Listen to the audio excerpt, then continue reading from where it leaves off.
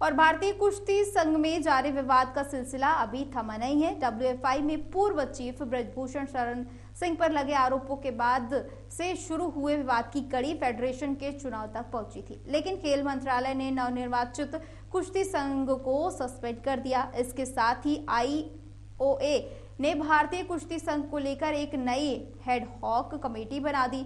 इसके बाद अब एड हॉक कमेटी के बनाए जाने को लेकर सस्पेंड हुए नवनिर्वाचित डब्ल्यूएफआई के अध्यक्ष संजय सिंह की प्रतिक्रिया सामने आई है।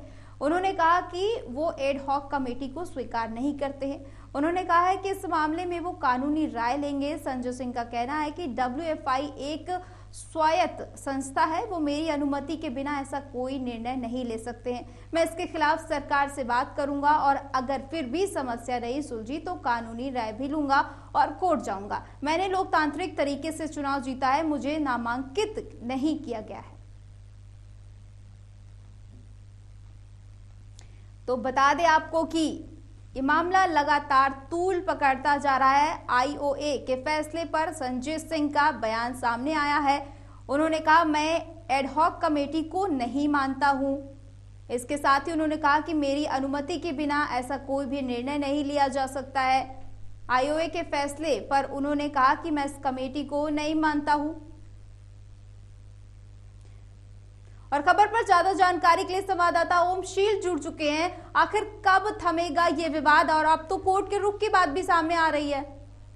देखिए नेहा, ये जो एडहॉक कमेटी है उसको सिरे से खारिज करते हुए नजर आ रहे हैं जो संजय सिंह, जो अभी चुनाव जीते थे डब्ल्यूएफआई का, कुश्ती संघ का जो चुनाव जीते थे अध्यक्ष पद का। उन्होंने साफ तौर पर कह दिया है कि मैं लोकतांत्रिक तरीके से चुनाव जीत कर आया था और चुनाव जीतने के बाद मैं वहां पर ये नहीं हो पाया, मुझे सस्पेंड कर दिया गया, पर यहाँ लोकतांत्रिक तरीके से मैं जीत के आया तो ये मेरा हक बनता है ये चीज जानना, और मैं सरकार से भी बात करूंगा। सरकार अगर कुछ नहीं करती है तो मैं फिर कानूनी कार्रवाई भी देखूंगा कि क्या कुछ इसमें हो सकता है। कानून के जानकार से भी जानने की कोशिश करूंगा कि इन सारी चीजों में क्या कुछ हो सकता है, और जरूरत पड़ी तो कोर्ट का दरवाजा भी खटखटाऊंगा। क्योंकि अब देखिए, अब सवाल ये उठता है कि लगातार ये बताया जा रहा था कि जो संजय सिंह है ब्रिजभूषण शरण सिंह के वो बहुत करीबी हैं। तो अगर ब्रिजभूषण शरण सिंह के बहुत करीबी हैं, एक तरफ वो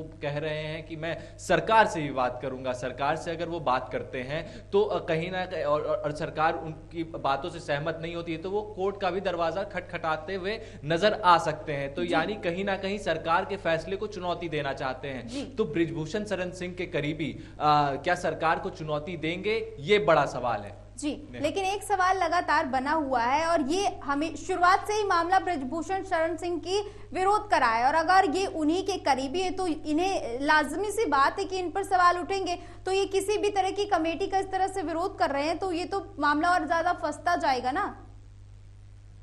देखिए नेहा, ये संजय सिंह है नवनिर्वाचित जो अध्यक्ष बनाए गए थे और निर्विरोध ये थे अध्यक्ष। तो कहीं ना कहीं जो ये सवाल जो लगातार उठ रहे थे कि ये अध्यक्ष पद का चुनाव हुआ, अध्यक्ष जब बनाए जाते हैं उसके बाद डब्ल्यूएफआई का गठन नहीं होता है, जो नए अध्यक्ष और उपाध्यक्ष आते हैं उनकी जब वो निर्णय लेना चाहते तब उनका निर्णय नहीं लिया उनको निर्णय नहीं लेने दिया जाता है और कुश्ती संघ को भंग कर दिया जाता है। तो कहीं ना कहीं सवाल ये उठता है कि एक तरफ आप चुनाव करवाते हो, लोकतांत्रिक रूप से चुनाव करवाते हो, उसके बाद जब अध्यक्ष और उपाध्यक्ष चुन के आ जाते हैं उसके बाद उन्हें आप पद पे काबिज नहीं रहने देते हो। तो कहीं ना कहीं ये खेल मंत्रालय के लिए भी बहुत बड़ी चुनौती की बात है कि अगर संजय सिंह कोर्ट का दरवाजा खटखटाते हैं तो खेल मंत्रालय का क्या कुछ जवाब रहने वाला है। और ब्रिजभूषण शरण सिंह के करीबी संजय सिंह अगर कोर्ट का दरवाजा खटखटाते हैं तो ब्रिजभूषण शरण सिंह का इसमें क्या कुछ बयान सामने आएगा, क्या कुछ उनका रुख रहने वाला है। क्योंकि कहीं ना कहीं वो भी मान रहे हैं कि संजय सिंह मेरे करीबी हैं, उनका बयान भी एक बार सामने आता है कि पहले भी दबदबा था अब भी दबदबा है। तो कहीं ना कहीं ये सारी चीजें जो हैं वो हो सकता है आने वाले समय में आगामी लोकसभा चुनाव भी होने 2024 में, तो कहीं ना कहीं हो सकता है ये प्रभाव ब्रिजभूषण शरण सिंह को डाले और उनके लिए मुश्किल का सामना करना पड़ सकता है उनको। ठीक है, बहुत बहुत शुक्रिया ओमशील ज्यादा जानकारी के लिए।